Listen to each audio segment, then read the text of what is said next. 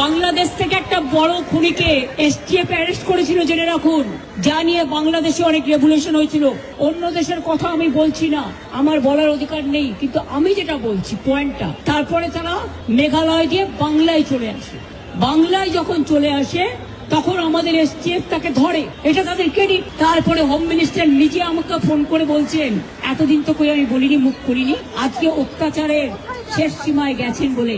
কারণ এটা জানে, আমি এখনো নামটা বলছি না ভদ্রতা করে, বাংলাদেশের লোক উত্তাল হয়ে যাবে। আমি সেটা চাই না, আমি দেশকে ভালোবাসি।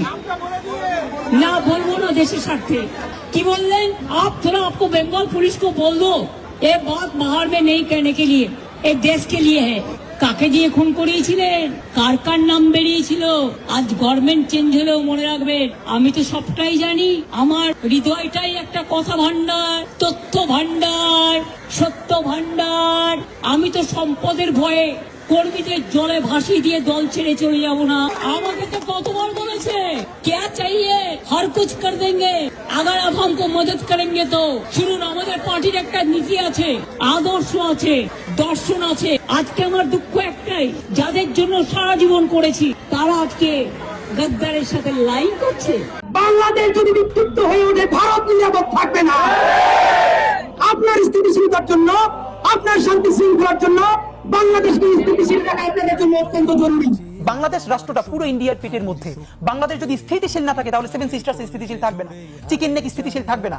এবং আমরা বরং ভারতকে ওই কথাটাই বলতে চাই, ভারত যে আমাদের সাথে দুটো কার্ড খেলে, অলওয়েজ মাইনরিটি দিয়ে আর খেলে আমাদের হিল ট্রাক্স দিয়ে। তা আমরা কেন ভারতের মাইনরিটি নিয়ে কথা বলি? নেবার আমরা বলতে শুরু করেছি। নাম্বার 2, ভারতকে আমরা কোনোদিন প্রভু মানতে চাই না, আমরা খুব ভালো প্রতিবেশী হিসেবে চাই। প্রমাণকে আমরা তাকে বলতে চাই, তুমি যদি আমাকে পার্বত্য চট্টগ্রামে এইরকম বারবার ডিস্টার্ব করো, মনে রাখো আমাদেরও একটা স্ট্র্যাটেজিক চিকেন নেক আছে। পাকিস্তান আমাদের আর্মিকে যেরকম এইরকম মারতে পারে নাই, ভারত এবং আওয়ামী লীগ মিলে পিলখানা আমার 57 জন সেনা অফিসারকে জঘন্যতম ভাবে হত্যা করলো।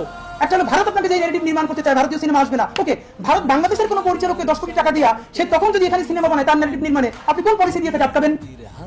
আপনি বললেন ভারতীয় সিনেমা আসবে না, রাইট? নাসিরুদ্দিন ইউসুফ বাচ্চু তার গেরিলা সিনেমায় দেখাচ্ছে মসজিদের ইমাম সাহেব বের হয়ে যখন হিন্দু নারীদের উপরে আক্রমণ হচ্ছে, সে এসে ফতোয়ার মতো বলছে এগুলো সব নিয়ে যাও, সব গনিমতের মাল। বাংলাদেশের কোন এক্সট্রিমিস্ট মৌলবাদী হুজুরও আপনার নাম ধরে বলতে পারবেন যে হিন্দু মহিলাদেরকে গনিমতের মাল বলেছে, মানে তাদেরকে ধর্ষণ করা যাবে, তাদেরকে রেপ যাচ্ছে তাই করা যাবে? কে বলছে? এটা সিনেমা। সেই সিনেমা হবে আপনি কিভাবে আটকাবেন?